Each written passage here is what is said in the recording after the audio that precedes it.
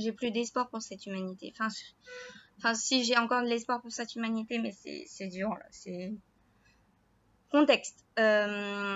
J'étais en train de scroller sur les réseaux sociaux. Je tombe sur 3 vidéos du Rassemblement national qui parle des immigrés et encore un débat à l'Assemblée nationale sur les immigrés.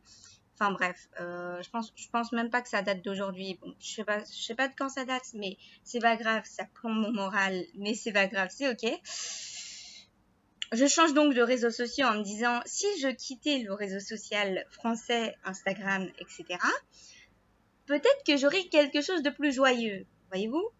Donc, je monte sur Rednote, réseau social chinois. Ne dites pas que je suis contrôlée par le gouvernement chinois et que je suis une espionne venue en France, parce que franchement, une espionne ne serait pas bloquée et ban 4 fois de suite par une application chinoise. Merci, c'est super. Alors que je suis franchement pas une personne dangereuse en soi. Adolescente, rien de plus. Bref, le contexte il est un peu long là. Donc, je scrolle, je vois un documentaire de personnes qui pêchent, des pêcheurs qui pêchent dans une petite rivière, un petit lac de Chine, et qui expliquent les dangers des espèces envahissantes qui pilulent la Chine littéralement et les lacs chinois. Je me dis, super intéressant, je vais regarder. Ça parle des algues, des poissons aquatiques et des poissons exotiques, en bref. Les poissons qui se retrouvent dans des bocals et tout, super beaux, etc., sont très à la mode en Chine. Il y a plein de vieux pépères qui adoptent des poissons. Mais à la fin, quand ils sont morts, les enfants qui héritent de ces poissons se disent bah c'est super, mais on n'en a rien à faire de ces poissons et ils vivent dans un petit bocal. J'ai beaucoup de peine pour ces poissons. On va les relâcher dans la nature. Quelle idée de merde, parce qu'après ça pilule dans la nature et du coup les pêcheurs ils pêchent que des poissons qui sont toxiques, parce que des métissages de poissons exotiques ou alors juste des poissons exotiques, et en plus certains poissons exotiques mangent les poissons indigènes, ce qui fait un dérèglement de l'écosystème, blablabla. C'est pas le sujet de la vidéo. Enfin si, mais...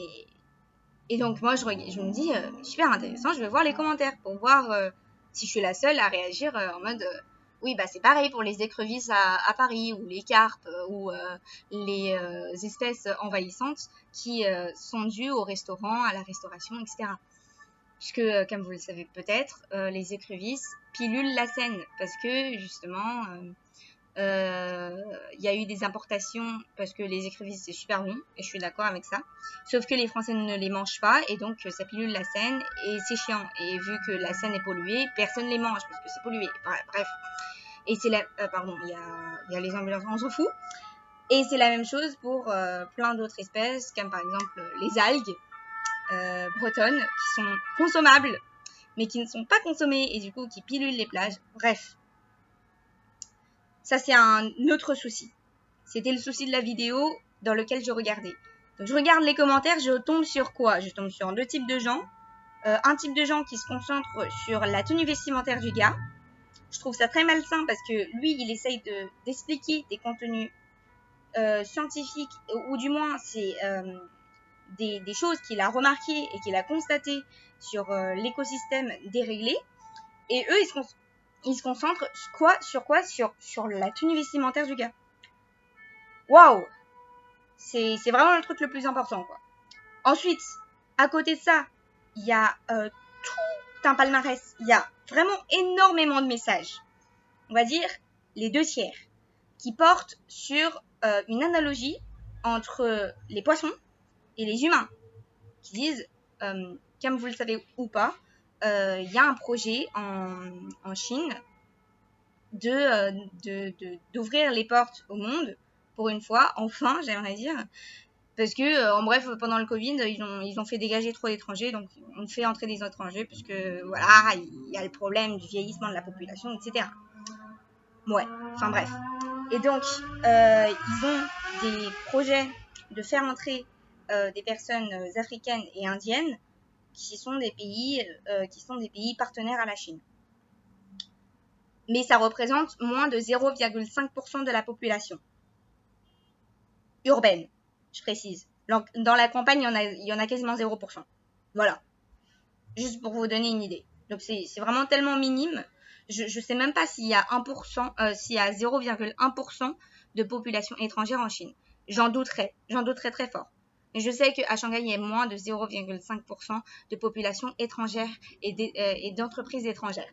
Or, Shanghai est l'une des grandes métropoles internationales de Chine.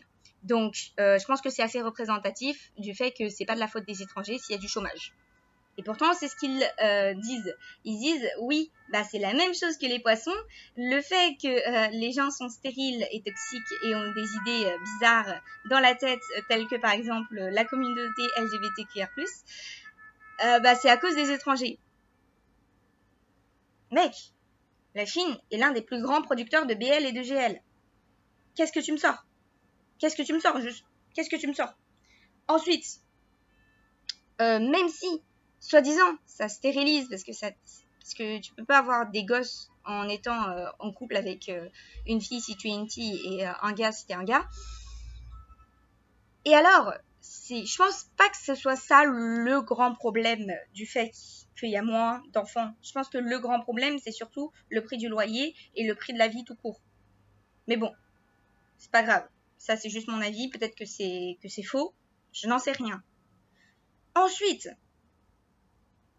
dire que le métissage rend toxique alors que ça favorise la culture, c'est absurde. Parce que déjà, en fait, sur la base de tout, je sais que si le raisonnement paraît illogique et absurde, mais peut-être absurde. En fait, c'est pas absurde. Enfin, je sais, c'est un peu chamboulé dans la tête, mais j'essaie d'être claire. Hein. Déjà, l'Homo sapiens, c'est qu'une seule espèce. C'est pas la même chose que les poissons.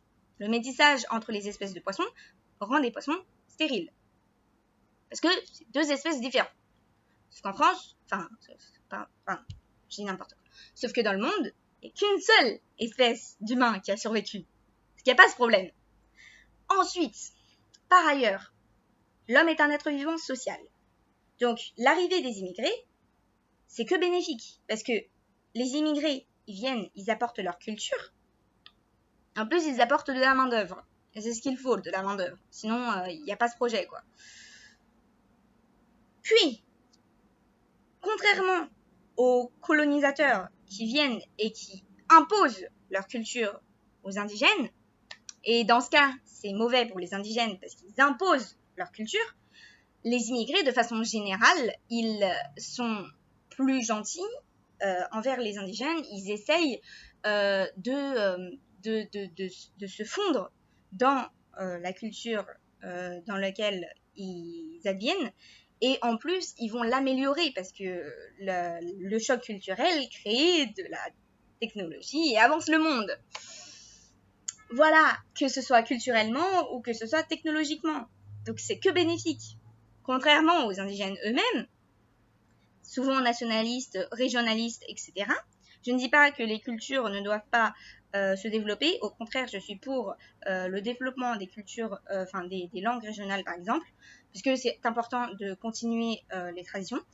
Mais la plupart du temps, les personnes super régionalistes, nationalistes, racistes ou je ne sais quoi, qui sont très conservateurs et qui n'acceptent pas les étrangers, qui sont xénophobes ouvertement, eh ben, ils sont contre cette culture et ils se renferment dans un cocon sur soi-même. Ils se renferment dans leur pays, dans leurs préjugés, dans leurs idées ancrées. Et donc, c'est plus eux le danger parce qu'ils vont se renfermer dans un espèce de puits sans fond et ça va pas régler de problème. Et le problème va continuer. Alors, s'il y a un problème, ça va continuer. S'il n'y a pas de problème, ça va stagner. Donc, le monde, il avance, eux, ils restent. En bref.